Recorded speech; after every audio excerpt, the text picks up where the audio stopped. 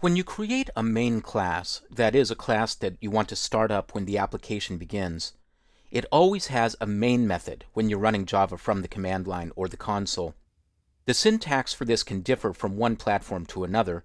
For example, you don't use a main method in a Java servlet, you use other kinds of methods. But when you're running from the command line, it's always called main. The signature or syntax of the main method always looks like this. It has the keywords public, static, and void. Public means that the method can be called from anywhere. Static means that you don't have to create an instance of the class. And void means that you're not returning anything from the class.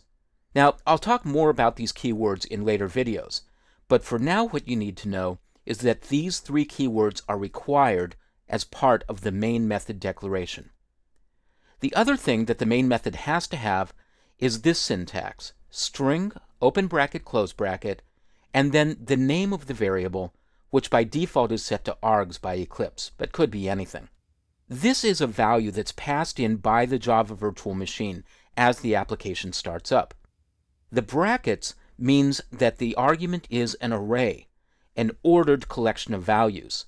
And these are the command line arguments or values that are passed into the application when it starts up. Now you can pass arguments in from Eclipse or from the command line. It'll make most sense if we start from the command line though. So open up a command window.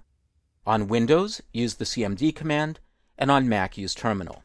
And then change to the bin folder underneath the project arguments that I've imported into Eclipse.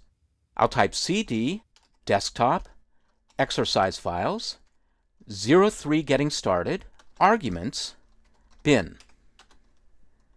List the contents of the directory using dir on Windows or ls on Mac, and you should see that there's a class there called main.class. Now, I'm going to run the application. First, I'll clear my screen. Then I'll type java space main. And I don't see any output. That's because my source code, for the moment, doesn't have anything in the main method. I'll switch back to the command window using Alt-Tab on Windows or Command-Tab on Mac. And this time I'll type java main arg1 space arg2. Again, there's no output. But let's add some code to the application to detect and report the arguments. I'll go back to the main method. The args variable is an array.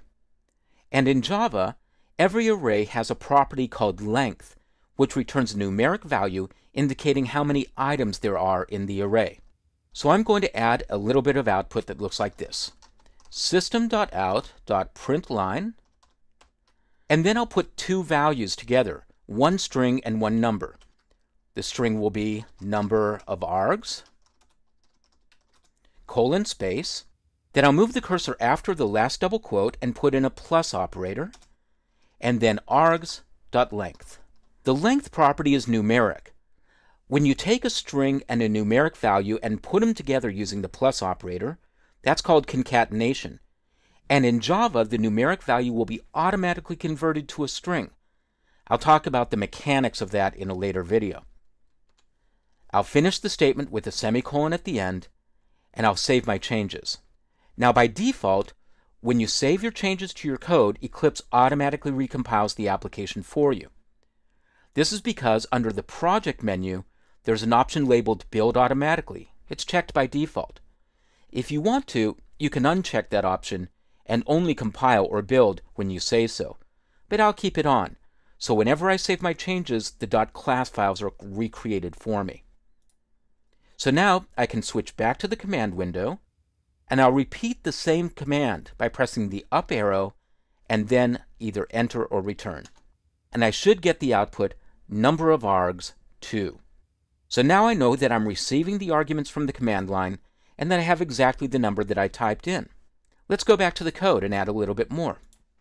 Place the cursor after that initial statement and press enter or return a couple of times. Make a little bit of blank space in your code.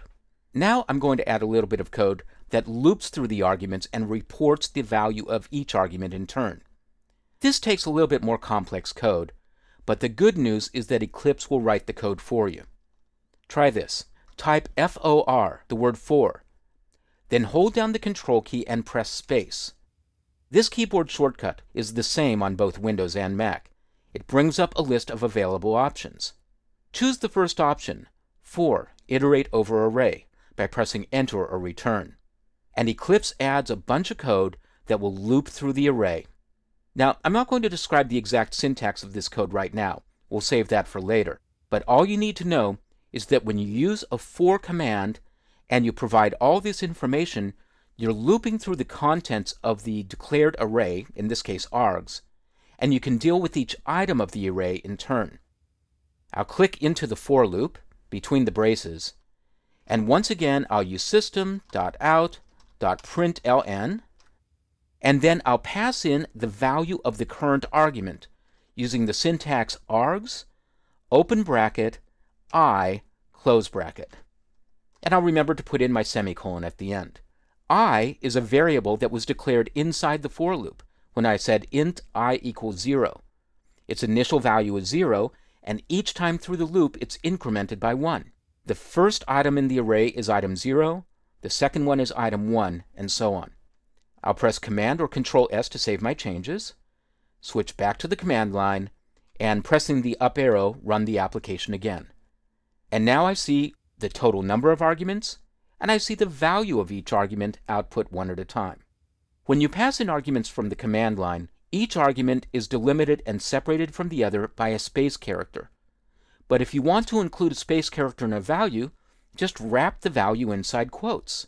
So I'll press the up arrow to bring that command back again, but I'll move the cursor over and add quotes around the two words, arg1 and arg2. Then I'll run the application again, and this time I'm told I only have one argument, and the value of the argument is the entire string. So that's how you pass in the arguments from the command line. How would you do the same thing directly in Eclipse? I'll go back to Eclipse, and I'll go into my Run Configurations. I'll go to the toolbar, pull down the Run menu, and choose Run Configurations. I'll add a new Run configuration by clicking Java Application and clicking plus. And the new name is going to be main1, and over here I'll click on the Arguments tab.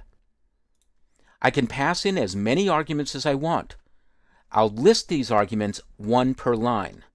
So this will be arg1, and arg2, and arg3, and arg4. Then I'll click the Run button, and down here in the console view, I'll expand the console so we can see all of the output. I see number of args is 4, and then each of the arguments listed one at a time as the code loops through and deals with each item in turn. So that's the purpose of the args parameter that's passed into the main method. It allows you to receive and process values that are passed into your Java application at runtime, either on the command line, working in the command application in Windows or in Terminal on Mac, or from within Eclipse, from a Run configuration that's set up for this purpose.